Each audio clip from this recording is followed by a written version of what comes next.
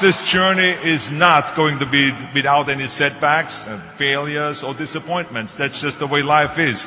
But you're ready and you're able. Now, of course, people ask me all the time. They say to me, what is the secret to success? And I give them always this short version. I say, number one, come to America. Number two, work your butt off. And number three, marry a Kennedy. But anyway, these are the short rules. Now today I'm going to give you the 6 rules of success. But before I start, I just wanted to say these are my rules. And I think that they can apply to anyone. But that is for you to decide, because not everyone is the same. There's some people that just like to kick back and coast through life, and others want to be very intense and want to be number one and want to be successful. And that's like me. I always wanted to be very intense. I always wanted to be number one. I took it very seriously in my career. So this was the same when I started with bodybuilding. I didn't want to just be a bodybuilding champion. I wanted to be the best bodybuilder of all times. The same was in the movies. I didn't want to just be a movie star. I wanted to be a great movie star that's the highest paid movie star and have above the title billing. And so this intensity always paid off for me. This commitment always paid off for me. So here are some of the rules. The first rule is trust yourself. What I mean by that is so many young people are getting so much advice from their parents and from the teachers and from everyone. But what is most important is that you have to dig deep down and ask yourselves, who do you want to be? Not what, but who. And I'm talking about not what your parents and teachers want you to be, but you. I'm talking about figuring out for yourselves what makes you happy, no matter how crazy it may sound to the people. I was lucky growing up because I did not have the television, or I didn't have telephones, I didn't have the computers and the iPods. And of course, Twitter was then something that birds did outside the window. But I didn't have all the distractions in all this. I spent a lot of time by myself so I could figure out and listen to what is inside my heart and inside my head. And I recognized very quickly that inside my head and heart were a burning desire to leave my small village in Austria. Not that there was something wrong with Austria, it's a beautiful country. But I wanted to leave that little place and I wanted to be part of something big. The United States of America, a powerful nation, the place where dreams can come true. I knew when I come over here I can realize my dreams. And I decided that the best way for me to come to America was to become a bodybuilding champion, because I knew that was my ticket. The instant that I saw a magazine cover of my idol, Reg Park. He was Mr. Universe, he was starring in Hercules movies, he looked strong and powerful, he was so confident. So when I found out he got that way, I became obsessed and I went home and I said to my family, I want to be a bodybuilding champion. Now you can imagine how that went over in my home in Austria. My parents, they couldn't believe it. They would have been just happy if I would have become a police officer like my father, or married someone like Heidi, who had a bunch of kids and ran around like the Van Trapp family in Sound of Music. That's what my family had in mind for me, but something else burned inside me. Something burned inside me. I wanted to be different. I was determined to be unique. I was driven to think big and to dream big. Everyone else thought that I was crazy. My friend said, if you want to be a champion in a sport, why don't you go and become a bicycle champion or a skiing champion or a soccer champion? Those are the Austrian sports. But I didn't care. I wanted to be a bodybuilding champion and use that to come to America and use that to go into the movies and make millions of dollars. So, of course, for extra motivation, I read books on strongmen and on bodybuilding and looked at magazines. And one of the things I did was I decorated my bedroom window, my bedroom wall. Right next to my bed, there was this big wall that I decorated all with pictures. I hung up pictures of strongmen and bodybuilders and wrestlers and boxers and so on. And I was so excited about this great decoration that I took my mother to the bedroom and I showed her. And she shook her head. She was absolutely in shock. And tears started running down her eyes. And she called the doctor. She called our house doctor. And she brought him in and she explained to him, there's something wrong here. She said, she looked at the wall with the doctor and she says, where did I go wrong? I mean, all of Arnold's friends have pictures on the wall of girls. And Arnold has all this men, but it's not just men, they're half naked. And they're oiled up with baby oil. I mean, what is going on here? Where did I go wrong? So you can imagine the doctor shook his head and he said, there's nothing wrong. at this age you have idols and you go and have this is just quite normal. So this is rule number one. I wanted to become a champion. I was on a mission. So rule number one is, of course, trust yourself no matter how and what anyone else thinks. And of course, rule number two is break the rules. We have so many rules in life about everything. I say break the rules, not the law, but break the rules. My wife has a t-shirt. My wife has a t-shirt that says, well-behaved women rarely make history. Well, you know, I don't want to burst her bubble, but the same is true with men. It is impossible to be a maverick or a true original if you're too well-behaved and don't want to break the rules.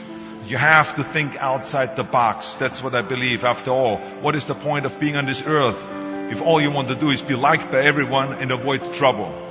The only way that I ever got any place was by breaking some of the rules. After all, I remember that after I was finished with my bodybuilding career, I wanted to get into acting and I wanted to be a star in films. You can imagine what the agents said when I went to meet all those agents.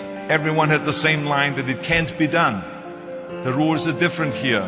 Just look at your body. You have this huge, monstrous body, overly developed, that doesn't fit into the movies. You don't understand. This was 20 years ago, the Hercules movies. Now there's the little guys that are in. Dustin Hoffman, Woody Allen, Jack Nicholson, before he gained weight, of course, that is. But anyway, those are the guys that were in. And the agent also complained about my accent. He says, no one ever became a star with an accent like that, especially not with a German accent. And yes, I can imagine with your name, Arnold Schwarzenegger, or whatever the name is, on a billboard. Yeah, that's going to draw a lot of tickets and sell a lot of tickets. Yeah, right. So this is the kind of negative attitude they had, but I didn't listen to those rules. Even though they were very nice and they said, look, we can get you some bit parts. We can get you to be, playing a wrestler or a bouncer. Oh, maybe with your German accent, we can get you to be a Nazi officer in Hogan's Heroes or something like that. But, I didn't listen to all this. These were their rules, not my rules. I was convinced I could do it, that if I worked as hard as I did in bodybuilding, 5 hours a day, and I started getting to work, I started taking acting classes, took English classes, took speech classes, dialogue classes, accent removal classes I even took. I remember running around, a fine wine grows on a vine. You see, because Germans had difficulties with the F and the W and the V. So fine wine grows on a vine. I know what some of you now say is, I hope that Arnold got his money back. But let me tell you something. I had a good time doing those things and it really helped me. And finally I broke through. And I started getting the first parts in TV, Streets of San Francisco. Lucille Ball hired me. I made Pumping Iron, Stay Hungry. And then I got the big break in Conan the Barbarian. And there the director said, if we wouldn't have Schwarzenegger, we would have to build one. Now think about that. And then when I did Terminator, I'll be back. Became one of the most famous lines in a movie history, all because of my crazy accent. Now think about it. The things that the agent said will be totally a detriment and will be impossible for me to get a job. All of a sudden became an asset for me. All of those things, my accent, my body and everything. So it just shows you never listen that you can't do something. And you have to work your way up. Of course, run for something else first. I mean, it was the same when I ran for governor. The same lines that you have to work your way up. It can't be done. And then, of course, I ran for governor, and the rest, of course, is history. They said you have to start with a small job as mayor, and then as assemblyman, and then as lieutenant governor, and then as governor. And they said, that's the way it works in a political career. I said, I'm not interested in a political career. I want to be a public servant. I want to fix California's problems and bring people together and bring the parties together. So, like I said, I decided to run. I didn't pay attention to the rules, and I made it, and the rest is history. Which of course brings me to rule number 3. Don't be afraid to fail. Anything I've ever attempted, I was always willing to fail. In the movie business, I remember that you pick scripts. Many times you think this is a winning script, but then of course you find out later on when you do the movie that it didn't work, and the movie goes in the toilet. Now we have seen my movies, Red Sonja, Hercules in New York, Last Action Heroes, those movies went in the toilet. But that's okay, because then at the same time I made movies like Terminator and Conan and True Lies and Predator and Twins that went through the roof. So you can't always win, but don't be afraid of making decisions. You can't be paralyzed by fear or failure, or you will never push yourself. You keep pushing because you believe in yourself and in your vision. And you know that it's the right thing to do, and success will come. So don't be afraid to fail. Which brings me to rule number 4, which is don't listen to the naysayers. I mean, how many times have you heard that you can't do this and you can't do that and it has never been done before? Just imagine if Bill Gates had quit when people said it can't be done. I hear this all the time. As a matter of fact, I love it when someone says that no one has ever done this before, because then when I do it, that means that I'm the first one that has done it. So pay no attention to the people that say it can't be done. I remember my mother-in-law, Eunice Kennedy Shriver, when she started Special Olympics in 1968, people said that it would not work. The experts, the doctors that specialized in mental disabilities and mental retardation said it can't be done. You can't bring people out of the institution. You can't make them participate in sports, in jumping, in swimming, and in running. They will hurt themselves. They will hurt each other. They will drown in the pool.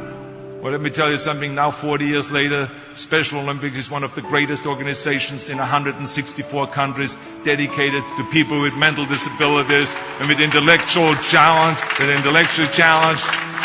And she did not take no for an answer. And the same is when you look at Barack Obama. I mean, imagine if he would have listened. If he would have listened to the naysayers, he would have never run for president. People said it couldn't be done, that he couldn't get elected, that he couldn't beat Hillary Clinton, that he would never win the general election. But he followed his own heart. He didn't listen to the you can't, and he changed the course of American history.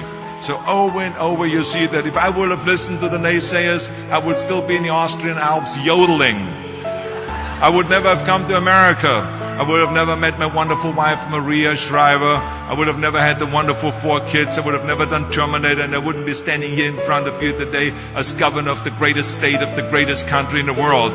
So I never listened that you can't. I always listened to myself and said, yes, you can. And that brings me to rule number 5, which is the most important rule of all. Work your butt off. You never want to fail because you didn't work hard enough. I never wanted to lose a competition or lose an election because I didn't work hard enough. I always believed leaving no stone unturned. Muhammad Ali, one of my great heroes, had a great line in the 70s when he was asked, how many sit-ups do you do? He said, I don't count my sit-ups. I only start counting when it starts hurting. When I feel pain, that's when I start counting, because that's when it really counts. That's what makes you a champion. And that's the way it is with everything. No pain, no gain. So many of those lessons that I apply in life, I've learned from sports, let me tell you, and especially that one. And let me tell you, it is important to have fun in life, of course, but when you're out there partying, horsing around, someone out there at the same time is working hard. Someone is getting smarter and someone is winning. Just remember that. Now, if you want to coast through life, don't pay any attention to any of those rules. But if you want to win, there's absolutely no way around hard work. None of my rules, by the way, of success will work unless you do. I've always figured out that there's 24 hours a day. You sleep 6 hours. Then you have 18 hours left. Now, I know there's some of you out there now and says, well, wait a minute, I sleep 8 hours or 9 hours. Well, then just sleep faster, I would recommend. Because you only need to sleep 6 hours, then you have 18 hours left, and there's a lot of things you can accomplish. As a matter of fact, Ted Turner used to say always, early to bed, early to rise, work like hell, and advertise.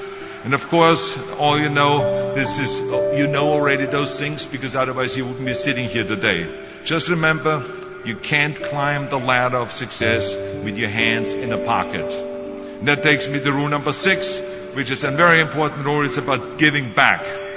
Whatever path that you take in your lives, you must always find time to give something back. Something back to your community, give something back to your state or to your country. And my father-in-law, Sergeant Shriver, who is a great American, truly great American, who started the Peace Corps, the Job Corps, legal aid to the poor. He said at Yale University to the students at the commencement speech, tear down that mirror. Tear down that mirror that makes you always look at yourself. And you will be able to look beyond that mirror. And you will see the millions of people that need your help. And let me tell you something, reaching out and helping people will bring you more satisfaction than anything else you've ever done. As a matter of fact, the day after having worked for Special Olympics and having started after-school programs, have promoted fitness, and now with my job as governor, I can tell you, playing a game of chess with an 8-year-old kid in an inner-city school is far more exciting for me than walking down another red carpet of a movie premiere. So let me tell you, as you prepare to go off into the world, remember those 6 rules. Trust yourself, break some rules, don't be afraid to fail, ignore the naysayers, work like hell, and give something back.